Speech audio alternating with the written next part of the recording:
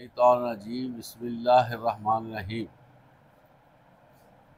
अज़ीज़ तलबा अस्सलामु अलैकुम।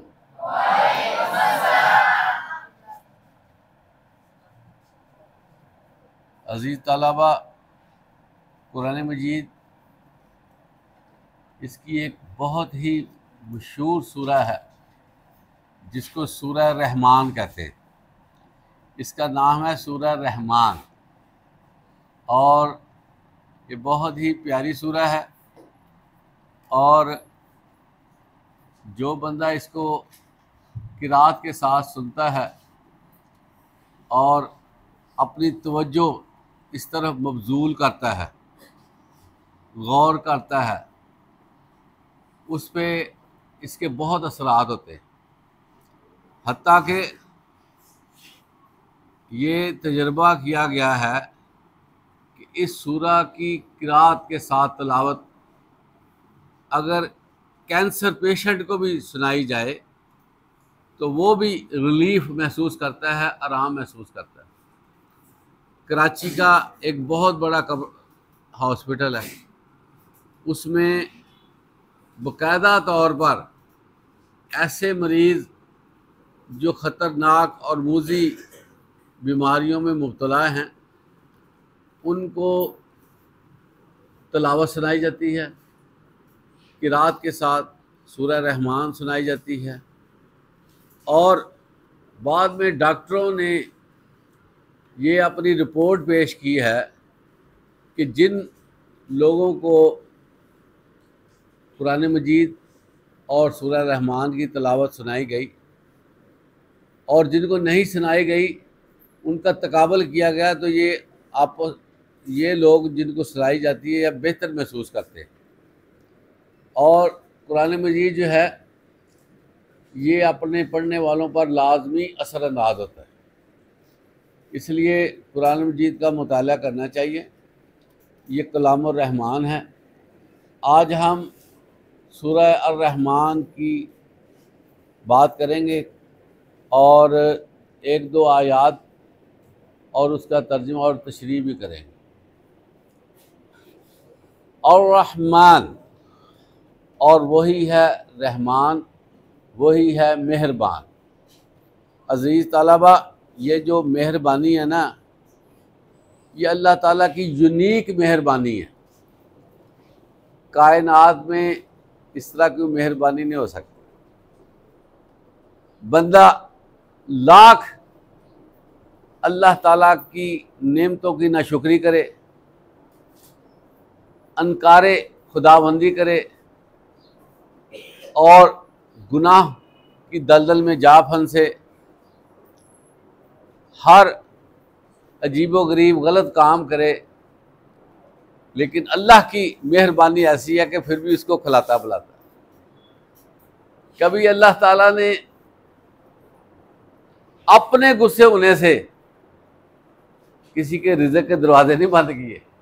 ये एक बड़ी अहम बात है कि मेहरबानी क्या है कि बंदा नाशुक्र है, बंदे की हरकत अच्छी नहीं है, बंदा डिफ़ॉल्ट कर गया है, अल्लाह का मुती और फरमाबरदार नहीं रहा, सरेआम वायलेशन करता है, लेकिन अल्लाह उसके रिज़्क़ को बंद नहीं करता। ये उसकी मेहरबानी है। और रहमान, और हकीकत देखी जाए तो सारी मेहरबानी अल्लाह की है। और अगर किसी बंदे के साथ कोई बंदा तावन करता है ना, अजीज़ तलबा, सिर्फ अल्लाह की मेहरबानी से तावन करता है, अल्लाह उसके दिल में उसके लिए रहमत डालता है, फिर वो दूसरे के साथ तावन करता है। वगरना अगर अल्लाह रहम ना डाले तो कोई बंदा किसी को पानी का घूंट भी ना दे, मैं आपको बताऊँ। तो यहाँ से अल्लाह की मेहरबानी शुरू हो जाती है कि उसने दूसरे इंसानों के लिए लोगों के दिलों में कोई रहम डाला हुआ है, यहाँ से उसकी मेहरबानी। फिर हर हवाले से अल्लाह की मेहरबानी है। और अल्लाह ताला ने इस सूरा में बड़ी तरतीब के साथ मेहरबानियों को जिक्र किया है और 78 मरतबा 78 आयात हैं, उसमें 31 मरतबा फ़बिअय्यि रब्बिकुमा तुकज़्ज़िबान का जिक्र आया है कि तुम अपने रब की कौन कौन सी नेमतों को जुटलाओगे। बार बार ये रियलाइज कराया जा रहा है, बार बार ये समझाया जा रहा है कि किस नेमत से तुम इनकार कर सकते हो। अजीज तलबा, बंदे का जागना, बंदे का सोना, बंदे का बैठना, बंदे का उठना, उसका एक एक लम्हा जो है वो शुक्र का तकाजा करता है, मैं आपको बताऊं। और एक बंदा अल्लाह के पास हाजिर होगा, उसने गुनाह ही नहीं किया होगा, वो हमेशा अल्लाह से डरता रहा होगा, अल्लाह की इबादत में मशगूल रहा होगा, और इतना पाक नेक कम ही होते बंदे जो आँख जगते हुए भी बुराई नहीं करते। अल्लाह कहेगा इसको मेरी रहमत से जन्नत में दाखिल कर दो। उसके जहन में ये सवाल पैदा होगा कि मैं इतनी मेहनत करता रहा, अल्लाह की इबादत करता रहा, तो मुझे कहा जा रहा है कि रहमत से चले जाओ। वो ये सवाल अल्लाह से भी कर देगा। अल्लाह कहेंगे ज़रा अब ठहर जाओ, उसको खड़ा कर दिया जाएगा। और अल्लाह फरिश्तों से फरमाएगा कि तराजू लाओ, तराजू लाया जाएगा, और उसमें अल्लाह फरमाएगा कि मैंने इसको जो एक आँख दी है ना वो रखो, और जो इसने सारी उम्र इबादत किया वो रख दो। तो जो आँख होगी उसका पलड़ा भारी हो जाएगा उस नेमत का जो अल्लाह ने उसको आँख की शक्ल में दी है। फिर उसको समझ आएगी, हाँ या अल्लाह तेरा शुक्र, तेरी रहमत है, तेरी रहमत से मैं जन्नत में जा सकता हूँ, मेरे अपने अमल कुछ नहीं है।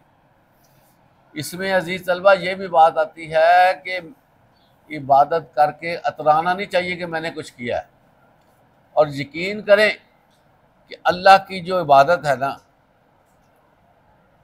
हम उसका हक ही नहीं अदा कर सकते। हमारी तरफ से क्या हो सकता है बताएं।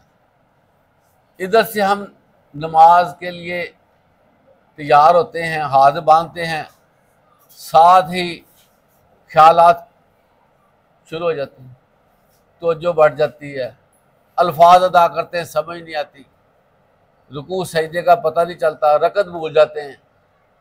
तो क्या हमारी इबादत है? बल्कि अजीज तलबा हमें यह कहना चाहिए, या बारी ताला हमारी टूटी फूटी इबादत कबूल फरमा, क्योंकि हम तो नाकस हैं, हमसे तो इबादत हो ही नहीं सकती। तो इसलिए इबादत में जी लगाना चाहिए, लेकिन इसके बावजूद ये समझना चाहिए कि मेरा हक अदा नहीं हुआ। तो ये अल्लाह की मेहरबानी है कि हम जैसे ना चीज़ को अल्लाह ताला सजदा करने की तौफीक दे देता है। ये भी अजीज़ तलबा अल्लाह की तौफीक से होता है कि बंदा जो है ना वो सजदा करता है, रुकू करता है या नमाज के लिए जाता है। वगरना मस्जिद के हमसाए में लोग होते हैं, दुकानें बनी हुई हैं, काम हो रहा है, अजान होती है, कोई मसला ही नहीं है, तो कुछ बंदे कुछ दूर से आ जाते हैं। तो ये अल्लाह की मेहरबानी है। और रहमान वो मेहरबान, नहायत मेहरबान है, उसकी मेहरबानी की वसअत का कोई अंदाज़ा नहीं, इतनी मेहरबानी उसकी। अजीज़ तलबा ये आप देखें कि अर्रहमान ये लफ्ज़ कह के ना अपनी तारीफ बता के अल्लाह ताला ने एक बड़ी अहम बात फरमाई है। और रहमान अल्लमल कुरान। अब अजीज़ तलबा ज़रा कान की खिड़कियाँ खोल के बात सुननी आपने। देखिए अल्लाह ने कितनी मेहरबानियाँ की है, जिसका मैंने जिक्र किया थोड़ा सा, लेकिन अल्लाह कहते हैं कि ठहरो ज़रा, मेरी मेहरबानी अब शुरू होनी है। मेरी मेहरबानी क्या है? मैंने तुम्हें कुरान सिखा दिया है। समझते कितनी मेहरबानी अल्लाह की। लेकिन टॉप 1 पे जो मेहरबानी का जिक्र किया है वो है कुरान सिखाना। कुरान सिखाया, अल्लाह कहता है जी मेरी मेहरबानी। अब हमने ये देखना है कि कितना कुरान को पकड़ते हैं, कितना छूते हैं, कितनी तिलावत करते हैं, कितना तर्जुमा देखते हैं, कितना सीखते हैं, कितनी उसकी तफसीर देखते हैं, कितना उसके अंदर गर्क होते हैं, कितना उस पर कुरान पे तदब्बर करते हैं। कभी गौर किया? अल्लामुल कुरान का मतलब ये है कि कुरान में डूब जाना, तदब्बर करना कि अल्लाह ताला क्या फरमाता है। तो अजीज़ तलबा, पहली ही नेमत का जिक्र कर दिया गया है कि कुरान सिखाया। और मैं आपको अजीज़ तलबा ये बताना चाहता हूँ कि जितनी भी अल्लाह की मेहरबानियाँ हैं ना, जितनी भी मेहरबानियाँ, उसको एक पढ़ने में रख देना, तो कुरान जैसी मेहरबानी एक पढ़ने में रख दे, कुरान का वजन ज़्यादा हो जाना है। इतनी बड़ी मेहरबानी अल्लाह की है कुरान का नाज़िल करना। और देखिए अल्लाह की शान देखे कितनी ज़्यादा है, अल्लाह की शान देखे कितनी ज़्यादा है कि कुरान जो है अल्लाह ताला ने हम पे नाज़िल फरमाया। और ये अल्लाह की ये मेहरबानी है कि गुफ्तगू फरमाता है हमारे साथ। कुरान मजीद को कलामुर रहमान कहते हैं ना, इसका मतलब क्या है? अल्लाह हमसे गुफ्तगू फरमाता है। इसलिए जो है हमें इस चीज़ का ख्याल रखना चाहिए और कुरान मजीद के साथ हमारा तल्लक होना चाहिए। कुरान मजीद के साथ तल्लक हमारे लिए ज़रूरी है। और आपको पता है अज़ीज़ तलबा कि अल्लाह ताला के यहाँ जब आप सल्लल्लाहु अलैहि वसल्लम हाज़िर होंगे क़यामत के दिन, तो वो क्या कहेंगे? पता आपको क्या कहेंगे? ज़रा बात बड़ी सुनने वाली है, बड़ी वार्निंग है, इसमें बहुत ज़्यादा ख़बरदारी है कि अल्लाह के नबी आप सल्लल्लाहु अलैहि वसल्लम जब क़यामत के दिन अल्लाह के पास हाज़िर होंगे तो वो कहेंगे कि या बारी ताला, मेरी उम्मत ने तेरा कुरान पसे पुष्ट डाल दिया था।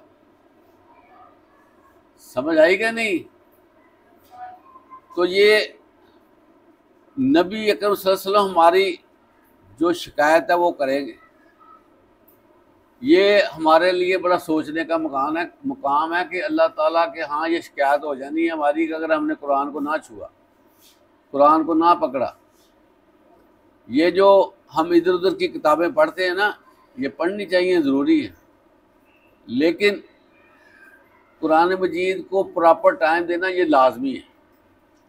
तो हर बंदे को हमा वक़्त जब भी वक़्त मिले, सुबह खुसूसी तौर पर, मगरिब के टाइम खुसूसी तौर पर, लेकिन दिन भर जितना भी टाइम मिले कुरान मजीद को खोल के पढ़ना चाहिए, तर्जुमा देखना चाहिए। और ये कुरान मजीद एक ऐसी किताब है कि अगर आप पढ़ेंगे तो आपका मज़ीद दिल चाहेगा, लेकिन अगर आप इसको नहीं पढ़ेंगे तो शैतान आपको इससे दूर रखता है। आपको अजीज़ तलबा ये पता होगा कि कुरान मजीद पढ़ने से पहले औज़ु बिल्लाहि मिनश शैतानिर रजीम पढ़ा जाता है। और इसके बारे में खुसूसी हुक्म आया है अल्लाह की तरफ से।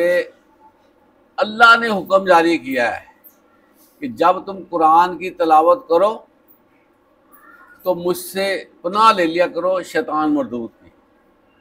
ठीक है?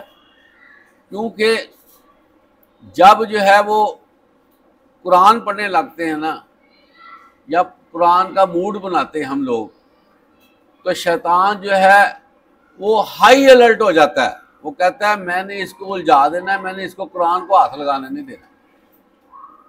सबसे ज़्यादा जो है वो रुकावटें जो खड़ी करता है ना शैतान, वो कुरान पढ़ने से और सीखने से खड़ी करता है कि ये सीख ना ले। क्योंकि जब कुरान पढ़ा जाता है ना, सीखा जाता है, तो अल्लाह ताला की जो बातें हैं वो हमारी समझ में आती हैं। तो जब अल्लाह की बातें समझ में आ जाएगी ना, तो जब हमें को गंदा, को बुरा, को फजूल ख्याल आएगा तो हम समझेंगे कि शैतान की तरफ से हम औज़ु बिल्लाह पढ़ेंगे, हम अल्लाह की तरफ राग़िब हो जाएंगे। तो शैतान को इस चीज़ का बड़ा घाटा पड़ता है कि कोई बंदा मेरे से अलहदा हो जाए। इसलिए सबसे ज़्यादा शैतान को ख़तरा पता कहाँ से है?